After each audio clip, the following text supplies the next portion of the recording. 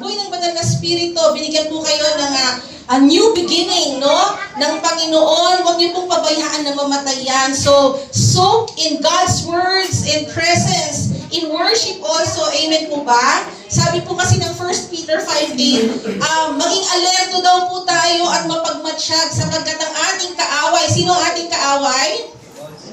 Sino ang ating kaaway? Ang dyablo ay parang umaatungan na leyon.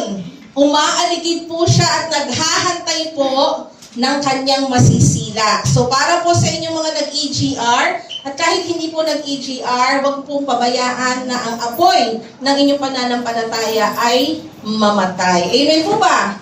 Amen. Amen. Sige po, ang ating pong series is The Great Harvest. And today po is the sequel of last week's message. Karugtong po ito. Actually, magkakarugtong naman po. Every time na meron tayong series, magkakarugtong po ang ating mga messages.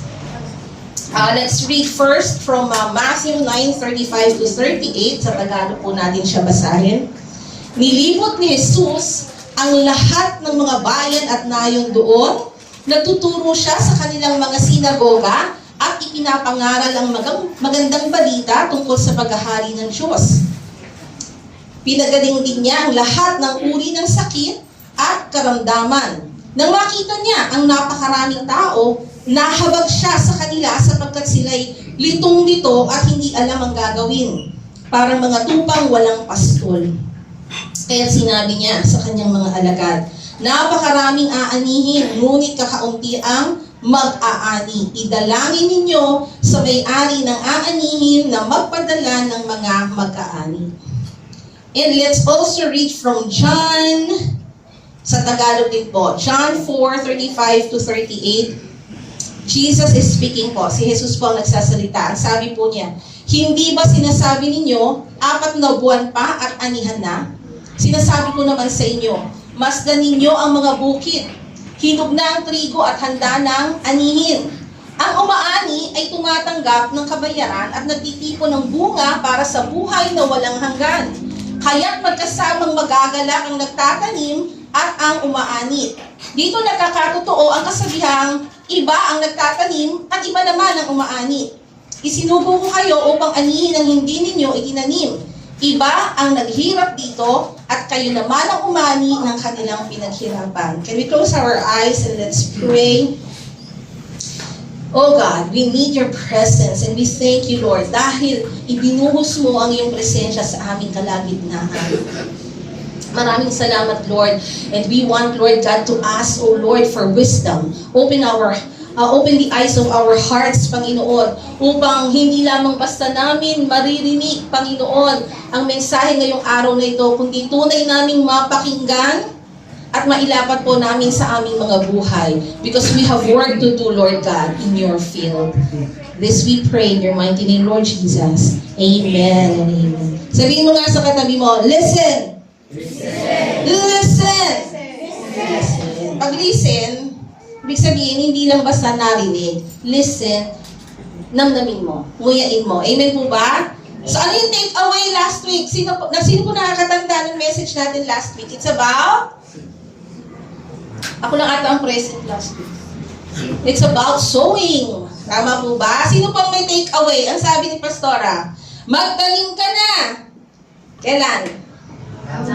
Now na. Social pala mga taga-NLA. Sabi ko ngayon, no? Tapos sila, now na. Oo nga naman. Magtanim ka na, ngayon na. Yan ang take away natin. So, sowing the seed means sowing the Word of God, which is the seed. Yan ang tinuturo sa atin ng Luke 8:11 nung nagkwento si Jesus tungkol sa parable of the seeds. Di ba? Sabi niya sa Luke 8:11, now the parable is this, the seed is the Word of God. So malinaw po na ang binhi ay ang salita ng Diyos na siya nating itinatanim.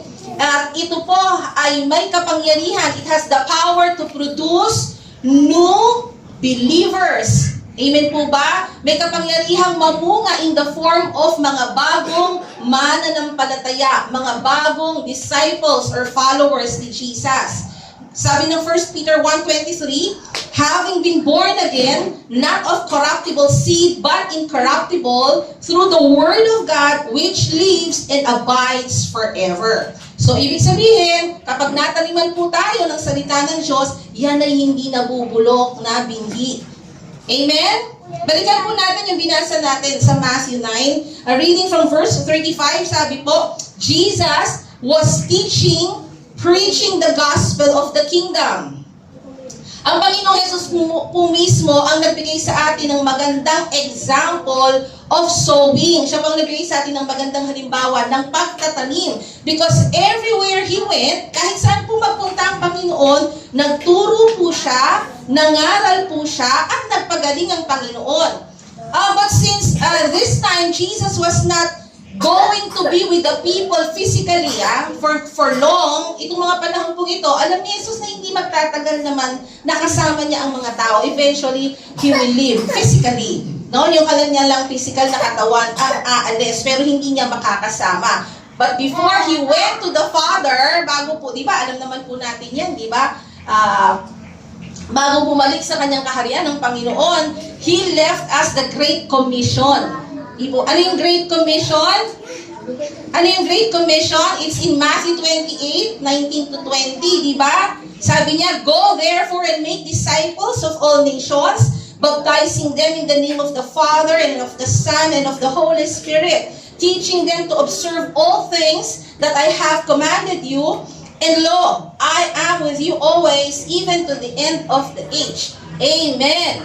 So, ang sinasabi ni Jesus dito, we must do what He did to go and make disciples. Si Jesus na nagsimulang gawin ang trabahong yan, ang humayo at magtanim ng kanyang salita at mamunga ng mga bagong mga mananampalataya. So Jesus was talking about spiritual sowing and reaping. Hindi lamang po sowing, hindi lang pagtatanim, kundi pag-ani na maaaring gawin ng kahit na sinong mga mananampalataya. Kasi sa atin po iniwan ang Great Commission. Amen? Amen. Sower ka ba? Reaper ka ba? Amen ng amen. Hindi ko alam kung naunawaan talaga kung ano yung sowing and reaping. Kaya po tayo nag-uusap ngayon. Ano? So, Matthew 9:36 said, when Jesus saw the multitudes, He was moved with compassion. Nang makita daw ni Jesus ang karamihan, when you say multitudes, hindi nga lang multitude. Dahil sabi, multitudes, ang dami talagang tao. He was moved with compassion. Ibig sabihin, nahabag po ang Panginoon. Bakit po siya nahabag? Because the people were confused. Sila po ay nalilito. Sabi ni Jesus, they were like sheep without a shepherd. Para daw pong mga tupa na walang pastol. So a great number of people po heard the teachings, the preachings of Jesus, pero kailangan po nila ng mga mananampalataya, mga followers, mga believers who will guide them and nurture the seed of God's words that Jesus planted in their hearts. No, alam nyo, narinig po nila ang mga pangangaral ni Jesus, pero kailangan po nila ng mag-aalaga sa kanila. Kailangan po nila ng gagabay sa kanila para matulungan silang lumago yung tanim na salita ng Diyos sa buhay nila. You know, before Matthew 9:37, kung saan sinabi ni Jesus that the harvest were plentiful, but the laborers are few. Binasa po natin kanina yan, no? Bago po sabihin ni Jesus na napakarami na ang aanihin, pero kaunti lang ang mga mag-aani, in Matthew 9:2, sinabi po doon that Jesus saw their faith. Nakita po ni Jesus ang pananampalataya ng mga tao. The faith of the people who were following Him. Ang dami po nito. Nauna na nga po yung faith, no, ng paralytic at mga kaibigan niya. Natatandaan niyo po yung minsan nating naging mensahe na sinira nila yung kisame para ibaba yung paralytic. So Jesus saw their faith. Ano pa po? Bago po sinabi ni Jesus sa mga alagad niya that the harvest are plentiful but the workers are few, nakita rin niya yung faith ni Matthew because this was the time na tinawag po niya si Matthew na nakaupo sa kanyang opisina. Si Matthew po is a tax collector. At dali-dali po na, walang hesitation, iniwan po ni Matthew ang kanyang position and followed Christ. Jesus saw his faith. Amen po ba? Kung tutusin, ang ganda-ganda na ng posisyon ni Matthew sa tax collector, mayayaman po ang mga tax collectors noon. At hindi basta-basta po sila inuusig.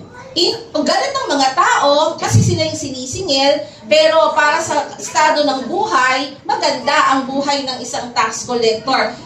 Pero when Jesus called Matthew, hindi po siya nag-hesitate. He left his position and followed Jesus. So surely, bakit siya bigla siyang sumunod sa Panginoon? He listened. Diba? Narinig niya yung mga katuruan ni Jesus. And siguro naging curious siya, kaya nung tawagin siya at bigyan siya ng pagkakataon to follow Jesus, he did so. Sino pa po yung nakitaan ng Panginoon, ang pananampalataya? The ruler po, no, whose daughter died and Jesus restored to life. Yung pananampalataya po ng ruler na lumapit kay Jesus dahil ang kanyang anak ay may sakit and eventually died, pero ibinalik po ng Panginoong Jesus ang kanyang buhay. Sino pa po ang pinakitaan? Dito po sa chapter na ito, napakayaman ng chapter na ito, the bleeding woman, na sabi po niya, no, mahawakan lang niya yung laylayan ng robe ni Jesus. And surely, she did. She touched the hem of Jesus' robe and she was healed. Kaya nga naramdaman ni Jesus, no? So Jesus saw her faith. Jesus also saw the faith of the two blind men, di ba? Hinil po din ng Panginoon yung dalawang bulag. Andyan din po yung isang pipe na nakapagsalita. And many more. Sigurado pong napakaraming pinagaling ng Panginoon at napakaraming nakapakinig ng salita ng Diyos mula sa Panginoon. But in verse 37, he said that the reapers, the harvesters, o yung pong mga aani, ay kakaunti. Jesus here was referring po sa mga mag-aani po of the many souls needing to be brought po sa pagsisisi sa kasalanan at dalhin sa pananampalataya. Ito po yung mga dapat ng anihin. Mga kaluluwa po, hindi po mga multo, mga kaluluwa na kailangan na pong anihin sapagkat nataniman na ng salita ng Diyos. Napakarami pong mga buhay na nagsisimula ng mamunga ang pananampalataya dahil po sa narinig nilang salita ng Panginoon. Ito pong binhi na ito ay nagsisimula ng mamunga into faith. Pero who will gather them? Sino po ang aani sa kanila? Who will nurture them? Sino po ang mag-aalaga sa kanila? Sabi ni Jesus, kakaunti ang mag-aani.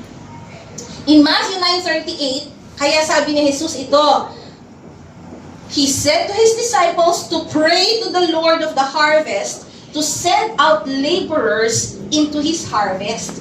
Sabi niya, kaya manalangin kayo sa nagmamay-ari ng aanihin na magpadala ng maraming maraming aani. Amen po ba? Amen? Biro mo si Jesus na nagsabi sa mga disciples, pray to the owner of the field, yung may-ari ng tanimang hinog. Balikan po natin yung John 4. Sabi po sa verse 35, do you not say, there are still 4 months, and then comes the harvest? Sabi ni Jesus, sinasabi niya na may 4 na buwan pa bago ang anihan. Ang literal po na agricultural planting and harvesting po, depende po yung season na yan eh. Depende po sa season, depende po sa region. Iba-iba po. Iba sa Bulacan, pero sa Bulacan, na-observe ko, every 4 months nga pala talaga ay nag-harvest. Pero alam niyo po ba na hindi agad-agad tinataniman ang mga lupa na kakukuha lang ang harvest? Pinapahinga muna po nila yung soil. Pero it depends po sa Pilipinas, sa tropical country tayo, so depende ang taniman at anihan. Especially, nagtatanim kapag wet season para namumunga agad. Normally po talaga, it takes 4 months. So siguro pareho po tayo dun sa lugar ni Jesus, ano? Kaya sinabi niya, sabi ninyo, 4 na buwan bago ang anihan. So he was referring actually to spiritual sowing. Hindi yung literal na agricultural plants o yung mga grains na kailangan i-harvest. Sapagkat ang spiritual sowing po is in season every day. Hindi po namimili ng panahon ang pagtatanim ng salita ng Diyos. It's in season daily. Amen po ba? Throughout the year. Araw-araw kang magtanim, walang problema. Kasi, pag walang pagtatanim, walang pag-aani. So, where there is no sowing of the seed of the Word of God, there will be no harvest of souls. Wala nag-aanihin ng mga bagong mga mana ng palataya. Kaya nga, Jesus said further, behold, sabi niya, I say to you, nasa John 4:35 pa rin po tayo, I say to you, lift up your eyes and look at the fields, for they are already white for harvest. Totoo po yan. Kapag po ang bukid ay pwede nang anihin, makikita po ninyo, kulay puti po ang itsura. Yun po yung mga grains na nakatungo na, mabigat na yung mga grains. So Jesus meant that spiritual harvest is ready. Handa na po yung mga aanihin. And He is sending His followers to gather, to reap. Amen? Baliktad pong babalikan ko ang John 4:36 to 38. Imbis na babasahin po natin 4:36 to 38, basahin po natin ang 4:38 going back to 36. Sabi po ng John 4:38, isinugo ko kayo upang anihin ang hindi ninyo itinanim. Iba ang naghirap dito at kayo naman ang umani ng kanilang pinaghirapan. In John 4:37, dito nagkakatotoo ang kasabihang iba ang nagtatanim at iba naman ang umaani. Teka po, parang may mali, ano? Parang may mali. Sabi ni Jesus, dito nagkakatotoo ang kasabihan na iba ang nagtatanim, iba ang umaani. May mali ba? You know, kung ikaw po ay, hindi ko alam kung familiar ang mga kabataan, but throughout the years na tayo'y lumalaki, yung mga kaidaran ko dyan, sabagay batang-bata pa naman tayo, throughout the years, di mo naririnig po natin na ginagawang kasabihan nito ng mga naagrabyado. Doon sa mga naagrabyado mo maririnig yan eh. Kasi may negatibong pakahulugan sa kanila yan. Alam, narinig nyo na po ba yon? Yung nagmungoy-ngoy na, ako nagtanim, iba ang umani. Di ba negatibo ang ang dati. Ano pa yung isang usong-uso nun? Ako ang nagsaing, iba ang kumain. Di ba? Ibig sabihin, ako nagtanim, dapat ako makinabang, pero pag nakinabang iba, masama na yung loob natin. Kaya, pero sa trabaho po ng Panginoon, in the work of God, wala pong negatibo dito. Sa gawain po ng Diyos, walang negatibo sa sinabi ng Panginoon. John 4:36, ang umaani ay tumatanggap ng kabayaran at nagtitipon ng bunga para sa buhay na walang hanggan. Kaya't magkasamang magagalak ang nagtatanim at ang umaani. Yun naman pala. Kaya ako po binaliktad para mas maliwanag po nating maunawaan. So both the sower po and the harvester selflessly submitted po to the task God entrusted them. Pareho po na nagpagamit ang nagtatanim ng salita ng Diyos sa trabaho ng umaani ng mga nataniman ng salita ng Diyos. They will both rejoice. They will be rewarded. Pareho po silang mayroong kagalakan sa kanilang pagtatanim at pag-aani because they will be rewarded. Pareho po sila. So whether we think of ourselves as sower, baka po ang iniisip mo, ako, tagapagtanim ako. Di po ba? Or iniisip mo na ang sarili mo, ako naman taga-ani kasi ako nag-aalaga. The word is the same. Iisa lamang po ang ating hangarin. Iisa lamang po ang ating trabaho sa kaharian ng Diyos. God wants us to bring the lost souls to Him.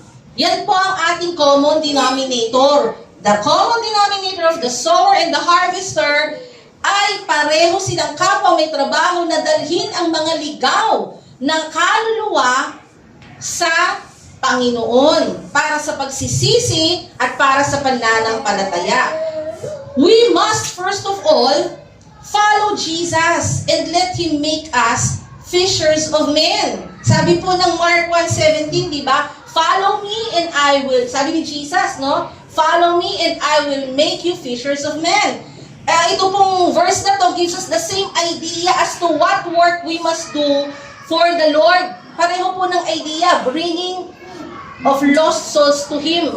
Di po ba? Isa lang talaga yung nais ng Diyos na trabahuhin natin. Sa NLA po, meron tayong tinatawag na Every Home for Christ. Familiar po ba kayo? Sino po ang bunga ng Every Home for Christ dito? Sino po yung nadala ng NLA dahil siya po ay nabahagingan, nataniman ng salita ng Diyos sa Every Home for Christ? Amen, amen, amen, di ba? Ano pang meron po sa NLA? Home Bible Study, di po ba? Pwede rin naman po ang School Bible Study para sa mga estudyante. Pwede rin po ang Office Bible Study para sa mga empleyado, di ba? Visitations, yan. Yan yung mga ini-initiate ng mga churches, katulad ng NLA, para magtanim ng salita ng Panginoon. Pero yung mga nagtanim, na frustrate ba kayo kasi hindi lahat ng pinupuntahan ninyo ay agad-agad kumikilala? Amen? Si Ate Wena na masipag magtanim, talagang ganun, Ate Fe. Kasi, sometimes, we initiate sowing, but some of the lost souls po, yung ibang mga naliligaw pa, does not obey the gospel immediately. Hindi mo agad-agad, siguro nakinig, pero meron tayong mga encounter na hindi agad-agad tatanggapin yung salita ng Diyos, hindi agad-agad magbubukas ng kanyang buhay. Siguro si Mariel, bago eventually nakakilala sa Panginoon, ilang dalaw ang ginawa sa bahay nila. Amen ba, Mariel? At times kasi, when God allows men to harden their hearts because of sin, minsan pinatitigas ng Diyos ang puso ng tao dahil sa patuloy na pagkakasala ng tao. Sabi ng Ephesians 4:17-18, dahil sa katigasan ng ulo ng tao, walang kabuluhan ng kanyang iniisip, walang pangunawa, mangmang. Di ba? Ang sakit. Dahil ang sakit, di ba? Kapag pala matigas ang ulo mo, ikaw ay mangmang, walang kabulan ng iniisip mo. Or God temporarily hardens their hearts and allowing the enemy to continually blind their understanding. Kaya minsan hindi nakakaunawa ang tao, ay dahil kumikilos ang dyablo at ginagawa niyang bulag ang tao sa katotohanan. And for a time, hindi po yan panghabang buhay. Temporary lamang yan. God allows it to happen. Pero mangyayari lang yan na maging temporary sa buhay ng na maging permanent sa buhay ng tao kung ang tao mismo ay magpapatuloy na matigas ang kanyang ulo at hindi lalapit sa Panginoon. But, not immediately, but at a later time, makikita po ninyo, the unbeliever decides to accept Jesus. May darating na panahon na itong paulit-ulit mong tinataniman na dapat inaani ko na ngayon na mabibigla ka na lang. Under God's direction, magbubukas ng kanyang puso sapagkat yung natanim mo sa buhay niya ay nagsisimula ng mag-sprout into faith. Nagsisimula ng mamunga ng pananampalataya. Sometimes, they pray on their own. Sino po yung nakasubok dito na mag-isa lang nanalangin, nagdesisyong tanggapin si Jesus at sa kanyang pag-iisa ay nanalangin ng pagtanggap? Meron po ba?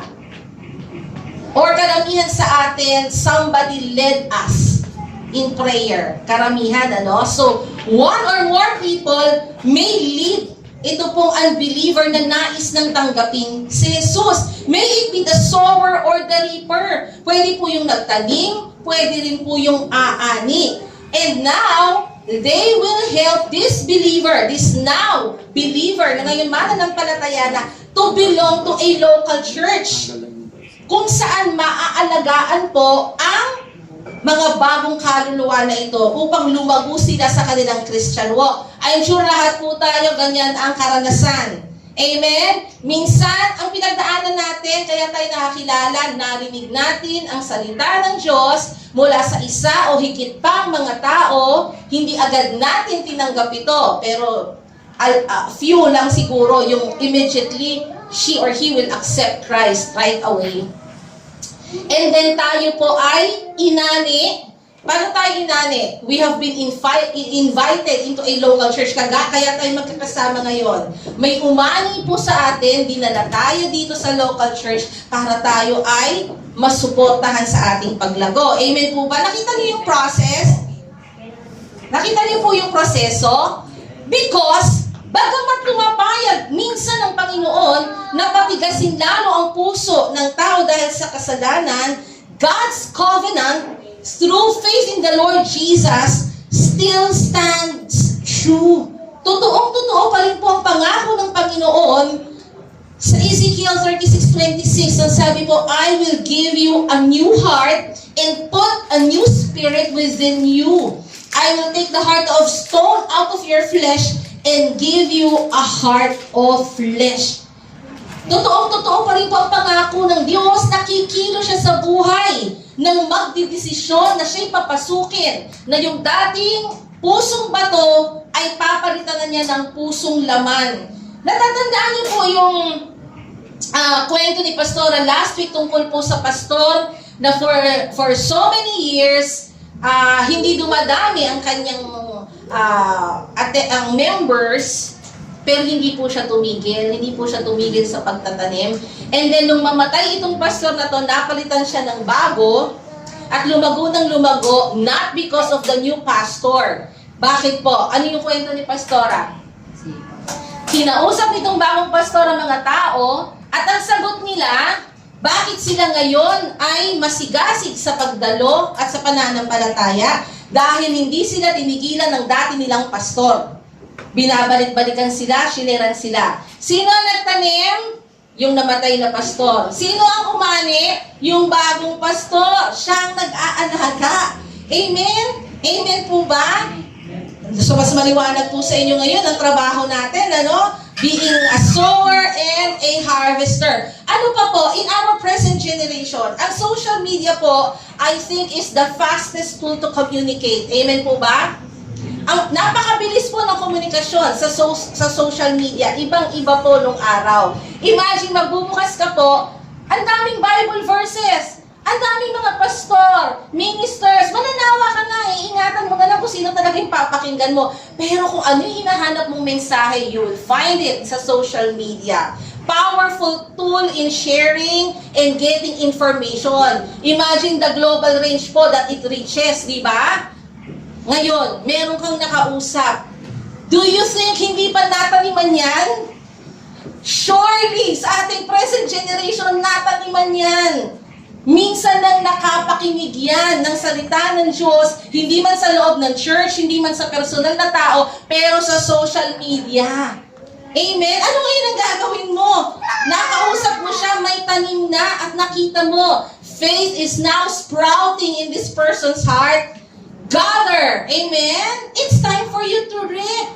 It's time for you to reap. Invite mo siya. It doesn't matter kung malayo siya sa'yo. Hanapan mo siya ng local church na malapit sa kanya. You know what the problem is sometimes? Iniisip natin, wala akong kakilala dito sa Antipolo. So, paano ako mag-i-invite?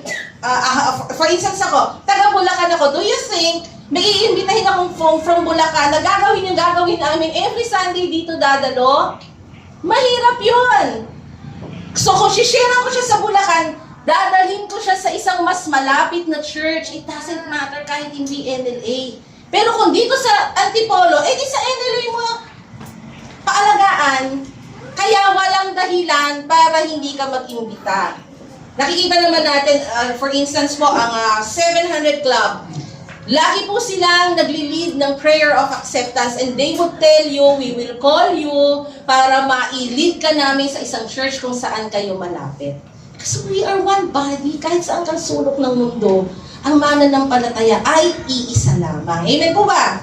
Amen. In 1 Corinthians 3:6-9, ito po ang sabi ni Paul, I planted, Apollos watered, but God gave the increase. So then neither he who plants is everything, nor he who waters, but God who gives the increase. Now, he who plants and he who waters are one, and each one will receive his own reward according to his own labor. For we are God's fellow workers, you are God's field, you are God's building. Alam niyo po, ang pagkilos ng Diyos sa puso ng isang tao ang siyang nagbubunga ng pananampalataya which leads to spiritual harvest. Ang sinasabi po dito, sabi ni Paul, ako ang nagtanim, ang nagdilig daw ay si Apollos. Pero it doesn't matter. What matters is the God who gives the increase. Ang Diyos ang nagbibigay ng pagbunga. Yung pagkilos ng Diyos ang nagbibigay ng pagbunga sa puso ng tao na nataniman ng kanyang salita. So, wala pong role na mas higit na importante over the other. Ibig sabihin, hindi po mas importante ang sower kesa sa reaper. Hindi po mas importante ang reaper kesa sa sower. It's just that they were both the sowers and the reapers are in the right place and at the right time. Dinala ka ng Diyos sa lugar at sa oras na karapat-dapat kung saan ikaw ay gagamitin bilang tagapagtanim o bilang tagapag-ani. So, huwag po tayong kumilos, huwag tayong mag-act entitled. Alam niyo yung entitled na parang napaka-special natin at sasabihin natin na ibo-board na din ko siya. May narinig mo kayo doon? Oh, young people, no? Pagka namili kayo ng partners nyo, tapos namili kayo ng unbeliever, ano sasabihin nyo? Aatin po siya, ibo-born again ko siya. Di po ba? So huwag tayo maging entitled na tayo ang may kapangyarihan to do that. We are workers in God's ripened field. Yung nahinog na bukid ng Panginoon, we are just merely workers under God's direction. Again, a spiritual harvest is the result of God's work in the heart of man. Kaya po siya kumikilala sa Panginoon dahil kumilos ang Diyos sa buhay niya. But if we are willing, kung gusto naman po natin, we can even perform both. Pwede po nating gawin ito ng sabay. Pwede naman talaga become the sower and the reaper at the same time. Di po ba? Workers in the fields po tayo ng Panginoon. So, pwede nating gawin kapwa yan, magtanim. Tutusin, dapat nga yun naman talaga ang ginagawa natin constantly. In season talaga, every day of the year. Workers tayo as sowers, tagapagtanim ng salita ng Diyos. And let's grasp the opportunity to harvest. Kasi ngayon, sigurado, more than ever, mas marami ang nakapakinig na ng salita ng Diyos sa iba't ibang platform. You know, ang workers po in the fields, yung literal po na mga tagapagtanim at saka tagapag-ani, ang kailangan po nila, may physical stamina po sila and strength. Yan ang po unang-una. Kailangan meron silang physical na tibay at lakas. Of course, ang dapat pala, ang mga manggagawa rin sa bukid, meron silang foundational measuring and mathematical ability. Kaya pala hindi ako pwede sa bukid kasi kailangan ng mathematical ability. Ang ibig sabihin po, may kakayanan sa pagsuka. O nga naman, di basta-basta nagtatanim. Alam niyo yung mga sowers, di ba may hawak po sila na bugkos-bugkos na binhi.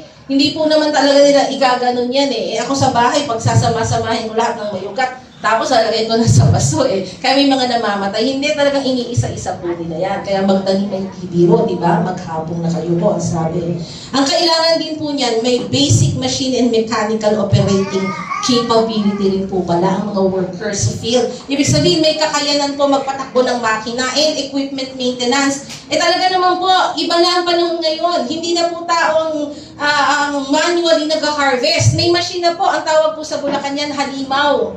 Yung mga trucks na nag-harvest, halimaw ang tawag po siya. Kasi makikita nyo, ang laki-laki niya, tapos ang bilis-bilis niyang nakukuha yung mga hina-harvest niya. Tapos, napaghihiwalay na po talaga niya yung mga dahon sa mga grains. Patutuyuin na lamang yun. Ibig sabihin po, may kakayanan dapat sila na magpatakbo ng makina at magpanatili po ng mga gamit at makinarya. Of course, ang kailangan po ng mga trabahante sa field ay may ability to work as part of a team. Importante po pala yan na may kakayanan po ang workers na magtrabaho bilang bahagi ng grupo. Amen po ba? In the same way, tayo po as sowers and harvesters po in God's field of souls, alam po natin if we are willing and available. Yun naman po ay kung willing ka at you will make yourself available, God will supply the strength you need and the courage you need to sow, na maghasik ng binhi. If you are willing, if you are available, you can perform both being a sower and a reaper. Second, we must first of all, of course, parang yung talagang literal na trabahante ng field, we must first of all understand and believe the word we are going to plant. Ito po ang mahirap kung ikaw mismo gusto mong magtanim pero ikaw hindi solve sa'yo yung salita ng Diyos. Kung ikaw mismo hindi ka naniniwala sa sinasabi mo, how can you share something that is not even yours? Hindi na, wala sa puso mo yung belief. Kasi narinig ko lang gagayahin ko. Ay, nabasa ko lang, i-share ko. Sa dinami-dami po na nababasa natin sa social media, sa palagay niyo ba lahat ng nag-share noon, naunawaan yung shinare niya? Hindi po. So tayo, first of all, must understand and believe the word na ihahasik natin. Jesus po is the foundation of our faith. The giver and foundation of our faith. Kailangan maunawaan natin yan. So, let us ask the Lord to increase our faith so we can influence others. Hindi natin sa Panginoon na siyang pinagmulan ng pananampalataya, na palaguin din niya ang ating pananampalataya para ma-influensya natin ang pananampalataya ang mga tao na makakasalamuhan natin. Next is let us be willing to be discipled and to be trained in the Word. Kaya po tayo may mga trainings. Hindi dahil programa lamang ng ating church ito. Kailangan po nating matrain. Amen po ba? So we can operate. Lahat po na nag-ooperate ng makinarya sa bukid, inaral po yan. Hindi basta-basta umupo. Diba? Tingnan niyo po yung mga natuto lang magmaneho. Tapos nagkaroon ng lisensya dahil sa fixer. Sila po yung mga kamote drivers. Amen? Kasi hindi nag-train, hindi nag-aral. Tayo po, let us be willing to be taught.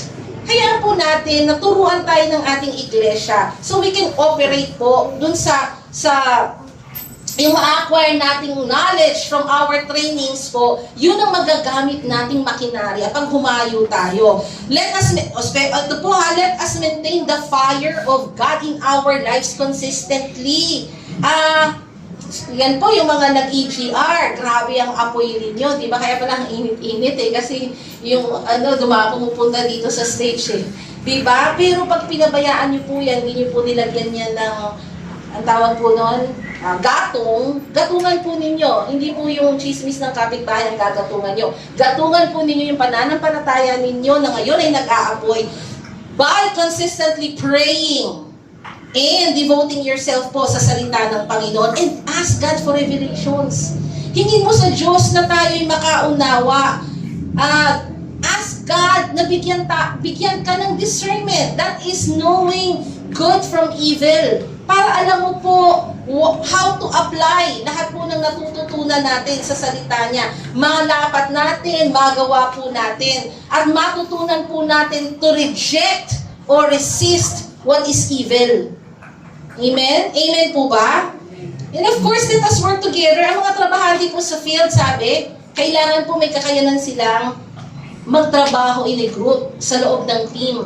Tayo rin po, let us work together. No man is an island. Sabi po nga ng Ecclesiastes 4:9, di ba? Two are better than one because they have a good return for their labor. Ang dalawa daw po, actually, dalawa or higit pa, mas mainam kasi po, mas marami po ang bunga ng anumang gagawin nila. Amen po ba? Oo, kasi pag wala kang pamasahe, may pamasahe yung kasama mo. Kung mag-isa ka lang, lalakad ka ba? Magyaya ka ng may pamasahe pag wala kang pamasahe. Amen po ba? Amen? Amen? Parang mahiya no? So So we are one body with different functions. Alam naman po natin yan. Na tayo nasa iisang katawan, iba-iba lamang po yung calling natin. Iba-iba lamang po yung pinagagawa ng Diyos sa atin.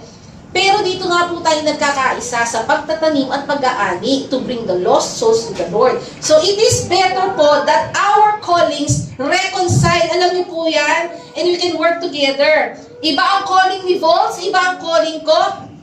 I-reconcile po namin yung gifts namin. Then we can work together. The worship team have different callings.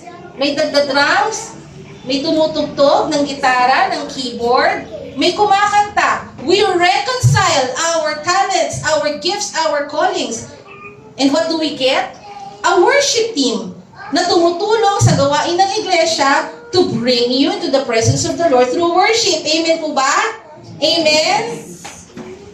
Si Ate Wena, si Ate Fe, nagtatanim ng salita ng Diyos. Sino may sasakyan na magdadrive para sa kanila, para hindi na sila mamamasahe. Reconcile your gifts, reconcile your callings, and then work in the field of the Lord. Amen? Then like Jesus, we must be compassionate. Hindi po tayo umahayo na hindi naman talaga tayo naahawa. Programa ng church ito eh. Kaya sasama ako. Alam na kung gagawin eh. Hindi po natin magagawa ang isang bagay from the heart kung hindi muna na-touch yung puso natin at nalagyan ng Panginoon ng compassion for the lost. Si Jesus po, bakit po siya nagturo? Bakit siya humayo? Bakit siya nagpagaling? Because He was moved with compassion. Nahabag po siya sa mga taong ligaw, sa mga taong naliligaw. So, let's ask God to bring about into our hearts the compassion we need so we can reach out to people. Amen?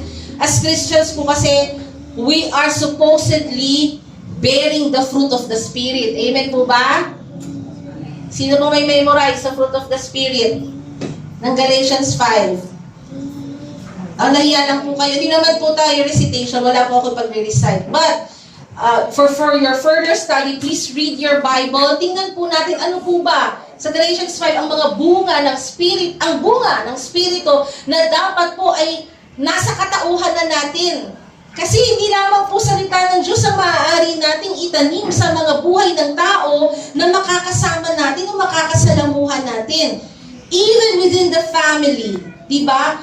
When we plant forgiveness, what do we harvest? Reconciliation. Amen? Magtanim ka ng pagpapatawad, mamumunga. Mag-harvest ka ng reconciliation. Magtanim ka ng gentleness, and you will get peace. Kapag, di ba, anong sabi, a gentle answer takes away wrath.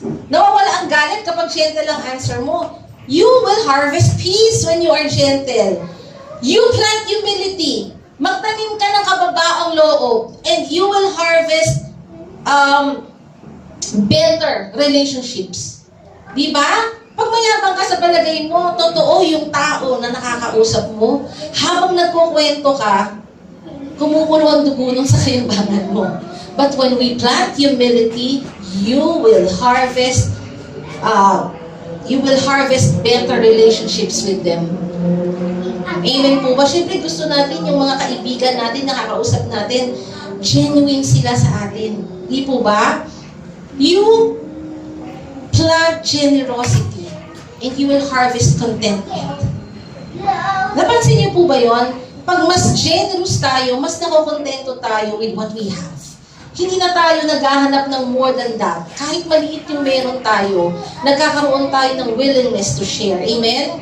Because goodness begets goodness. Kindness begets kindness. Nanganganak po ng kabutihan ang kabutihan.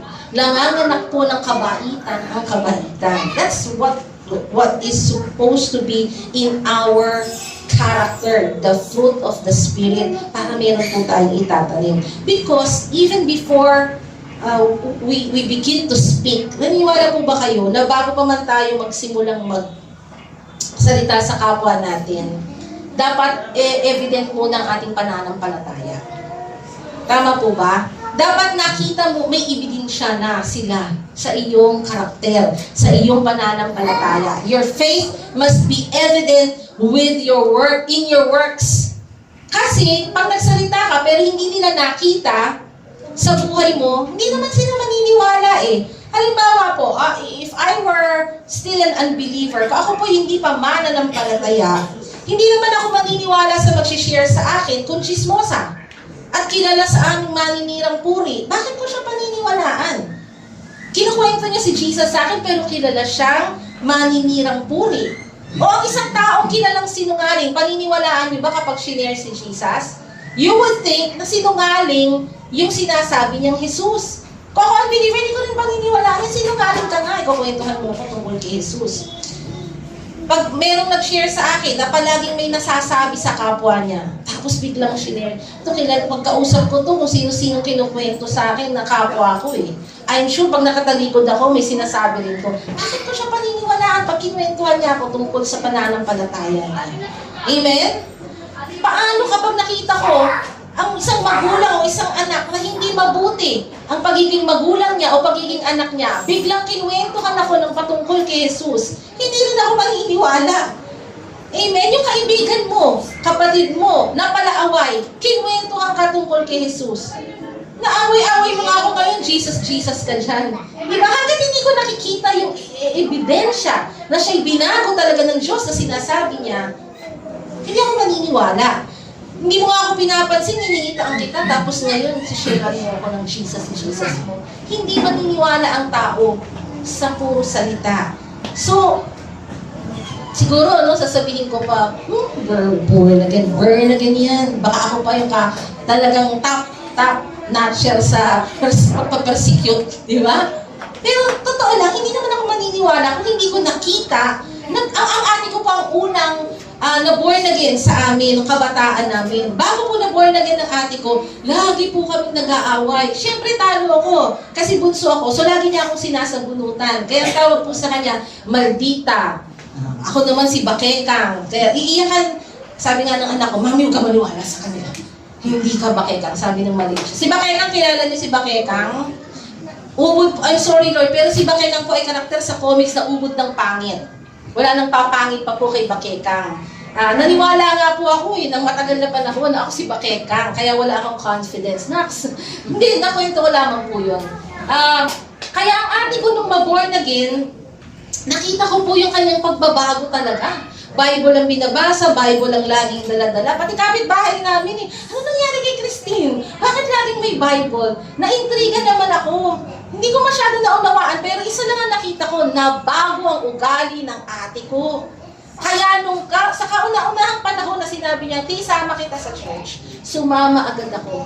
At yung linggo na yon, tinanggap ko agad si Kristo. Pero kung ako ay kinukwentuhan ng ate ko, pero sinasabunutan pa rin niya ako, tinatawag niya akong Bakekang, hindi ako sasama. Sasabunutan ko pa siya pabalik siguro nung bata kami, di ba? So, sabi ng Matthew 5:16, let your light so shine before men that they may see your good works and glorify your Father in heaven. No, dahil dapat magliwanag tayo para makita ng mga tao si Kristo sa atin at ang magiging epekto po nito, ang magiging resulta nito, sila mismo luluwalhatiin nila ang ating Ama. Amen? And that's our very purpose, to bring people to Christ. First of all, yung patotoo ng buhay natin, and then we speak. Amen? So let us walk the talk, hindi po talk the walk. Walk the talk, hindi lang po yan isolated sa talk the walk. You talk your walk, you walk your talk. Lakaran mo muna yung pananampalataya, yung binago na buhay mo na mula kay Kristo, lakaran mo. And then people will begin to be curious, and then baka tanungin ka. Kung hindi ka tanungin, unahan mo ng pag-share. Amen? Dapat ang NNA Kristiyano sa puso, hindi sa puso. Yun, di ba? Ang mga taga-NNA ay Kristiyano sa puso, hindi sa nguso. Yung hindi pa po nagtatanim, magtanim na ngayon. At yung mga nagtanim naman po, balikan nyo na po. Baka pwede nang anihin. Sabi ni Jesus di ba? Alam nyo, nung sinabi ni Jesus to, more than 2,000 years ago, hinog na. Isipin nyo na lang ngayon kung gaano kahinog. Baka ma-overripe. Walang kukuha. Kailangan may mag-alaga. Now more than ever, the field of souls is ripe and ready for harvest. ready na po. Amen po ba? Dito po ako magtatapos sa Matthew 9:37-38. Then he said to his disciples, "The harvest truly is plentiful, but the laborers are few. Therefore, pray the Lord of the harvest to send out laborers into his harvest." Pray for more workers. Isa pala yan sa sinasabi ni Jesus na ating ipanalangin. We pray for more workers. Yung workers na ipinapanalangin natin ay kapwa natin mga mananampalataya.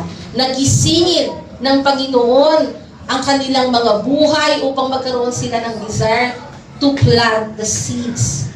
The Word of God. At yung mga mananampalataya na mayroong pagkakataon to harvest, na maging reapers, mga tagapag-ani. Let us pray for them to move, to work. Amen? You pray, but please be one of the answers. Manalangin tayo, pero maging tugon din tayo sa panalangin na yan. By becoming willing. Amen? By becoming available. Be a follower of Jesus the way He wants you to be. Hindi ka lamang basta magiging tagasunod ni Kristo, kundi isang tagasunod na ipinamumuhay kung anong nais ng Diyos sa buhay niya. Be willing, be available.